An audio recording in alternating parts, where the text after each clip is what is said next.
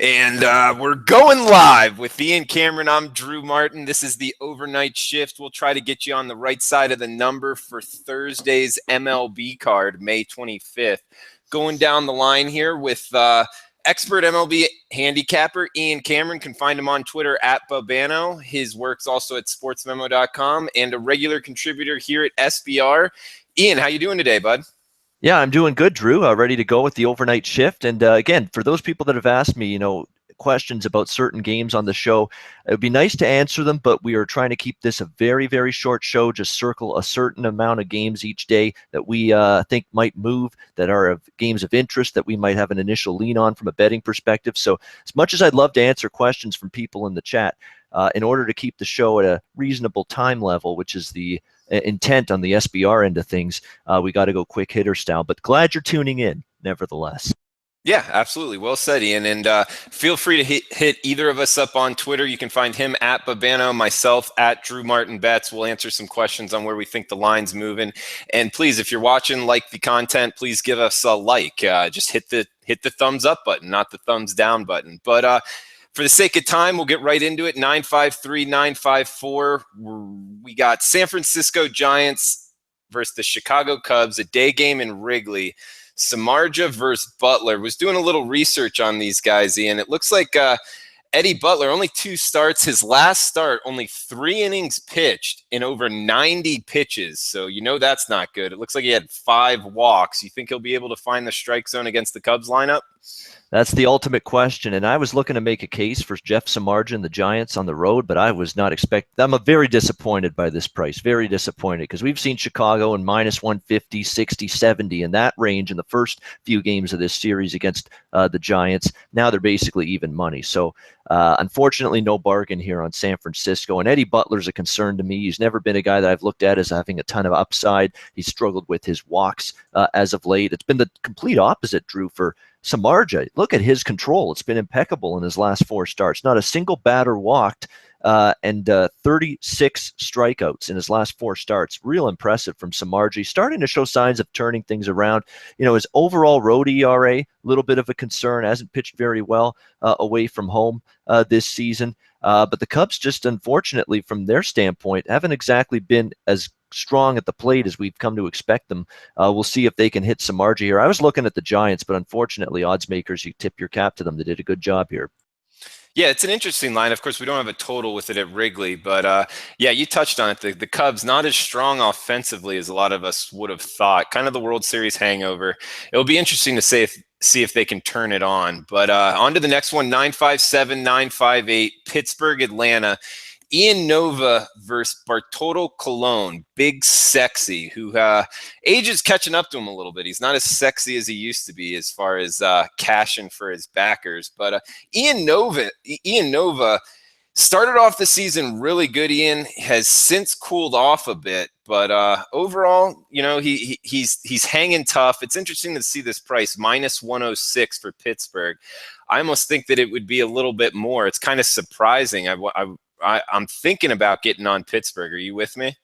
Yeah, I mean, with Bartolo Colon right now, is just as the way his season's gone for him. You wonder if Father Time has finally caught up with the big man for the Atlanta Braves. I mean, it's not been a great stretch of baseball for Bartolo Colon. Last 2 outings actually have been a little bit more manageable. He's sort of skated by with 5 runs allowed on 14 hits in his last 10.1 innings over his last 2 starts. Those were against Toronto and Washington, but boy, he was walking a tightrope, walking a very fine line throughout both of those starts. So not exactly a guy I prognosticate to have success. Now, he does have good track record against Pittsburgh recently, but not looking to back him here. Ivan Nova is a guy that I thought has pitched pretty well this season, 2.63 ERA.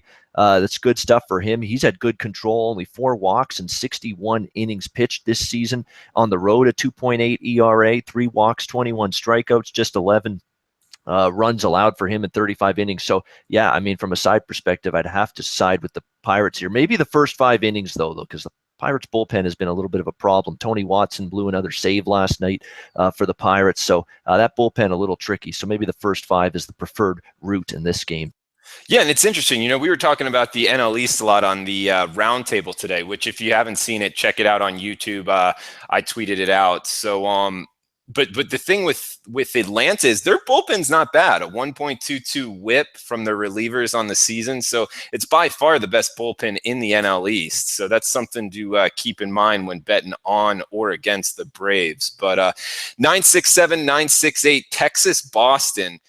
I don't know, Ian. I like the over in this one. I haven't been involved much with Martinez, but I can tell you this: Pomerantz has not been past the fifth inning in 4 starts.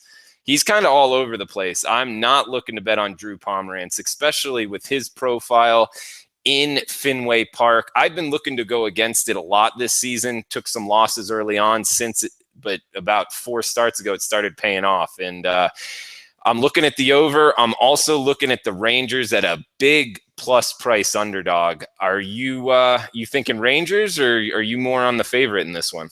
Yeah, well, we talked about it too on the roundtable, that from a side perspective, just if you throw out the starting pitchers, just put the teams out on the field, forget there are 2 starters out there. It's a bit of an insane price on the Boston Red Sox here, because Texas has won 12 of their last 14. They've been one of the hotter teams during this stretch. Boston's been up and down. And then you put this starting pitching matchup in there. And it makes the case a little bit tougher for Texas, because Nick Martinez, not a guy I have a whole lot of respect for. I mean, he's a guy that's very hittable, 4.33 ERA, 5.51 ERA on the road. Look at his 2 starts against Boston last year, lit up, especially here at Fenway. 6 runs allowed in just 4.1 innings. It was a rough go for him at Fenway against the Red Sox last year. So Martinez should be hit a little bit by this Boston team. But on the flip side, Drew Pomeranz, he's struggled to eat up innings. Look at the last several starts. I mean, as you mentioned, he's now gone 10 straight starts, not getting past the 6th inning. That's bad news for the Boston bullpen, which has had to work a little bit. And his fly balls, fly ball rate, it's very high. In Petco Park, those fly balls are caught in gloves on the warning track or deep outfield. They end up home runs or extra base hits in Fenway Park. He's had trouble acclimatizing himself, Drew Pomeranz, to Fenway Park. I mean, his number of home runs with the fly ball rate, you see that percentage of home runs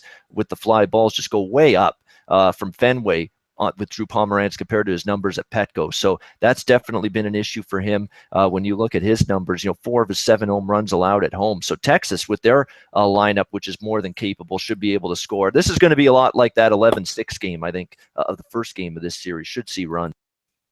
Yeah, I like that word, climatize himself. I might steal that one from you, Ian. Yeah, That's a good one. Yeah, man. He hasn't adjusted to that park at all. I mean, his characteristics as a starting pitcher do not work well for Fenway Park. It's nothing against Drew Pomeranz. It's just the way his pitching style is. It's just not a good fit for Boston. Yeah, I agree. And when you look at Texas, they've turned it on a little bit. They're sitting at 24-22, actually plus money on the season from that horrid start. And I'm just looking at it right now. Like, their lineup yesterday was Sin-Soo Choo, Elvis Andrus, Nomar Mazara, Carlos Gomez, and Rudin Odor. That, top 5 of their lineup, that's not bad at all, Ian. I'd put that up, not against anybody, but it definitely top half of MLB. So their lineup, I'm not wanting to mess with Texas offensively. I think they'll be able to put up some crooked numbers against Drew Pomeranz tomorrow. And Joey Gallo too. But Joey Gallo got home run power. I'd like to see him put the ball in play a little bit more, less strikeouts, get that batting average raised a little bit. But he's got a ton of power, and Fenway Park should be like a playground for a guy like that. Yeah, absolutely, man. But we got one more for the listeners / watchers. 969, 970, Detroit versus Houston. We got Verlander versus Mike Fiers. Verlander minus 106, 8.5, minus 120. You got anything on this one, Ian? Well, Justin Verlander is like the guy wearing the mask right now, because he's getting away with things. I mean, he's not still, I think, pitching all that fantastic. Is, like I say, a swinging strike rate, strikeouts rate, walk rate, things that you measure there. Walk rate up, strikeout rate down. Yet he's been able to get by with it, and he's pitched reasonably well. I think there's a start coming up where he's just going to get absolutely crushed. And it could be here, because you look at his home ERA, or his road ERA rather, 7.24 road ERA for Justin Verlander. this season. He's facing an Astros team that has been fantastic, especially scoring runs at home. They've been really, really strong. Houston at home, almost 5 runs per game. At home against righties. So I think there's a good matchup maybe for Houston. You look at Verlander. He did pitch well 2 starts against Houston last year, but I've got some concerns about those declining peripherals and those declining metrics in the part of Justin Verlander here against this Astros team that, offensively, they've been terrific for the better part of the last several weeks that they've been playing good ball. Fiers, on the other end, he's capable of putting up a good start, but he's also very capable and very hittable.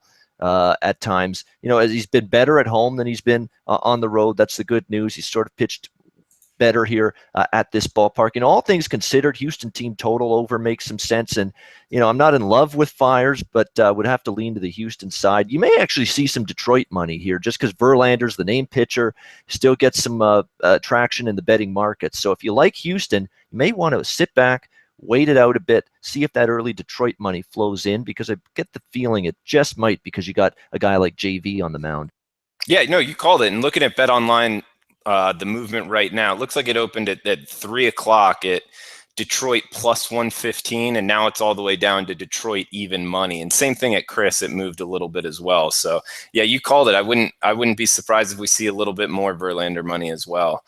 But yeah, as far as the overnight shift, that's all we got for today's games. And Ian, I haven't talked to you about it. I'll be out of town on Friday, gonna hit the beach here in Costa Rica. Got the missus in town, so wish me luck on that one, man. Wow, Mrs. Martin making her Costa Rican debut here. That's going to be interesting, to say the least. No fighting now. Hey, it's an American woman in Costa Rica. What could go wrong, right? Exactly. Yeah. You gotta get along now. You got to treat her right now. You got to show her around.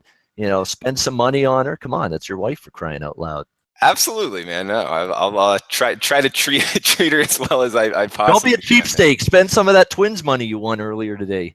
All right, I will, man. But yeah, no, thanks for tuning in. We'll be back next Tuesday, right here, 4 o'clock Eastern, 1 o'clock Pacific, talking the Wednesday line. So thanks, Ian, for contributing, and thanks for watching, guys. Please give us a like. See you next Tuesday. Enjoy the games and good luck, everybody.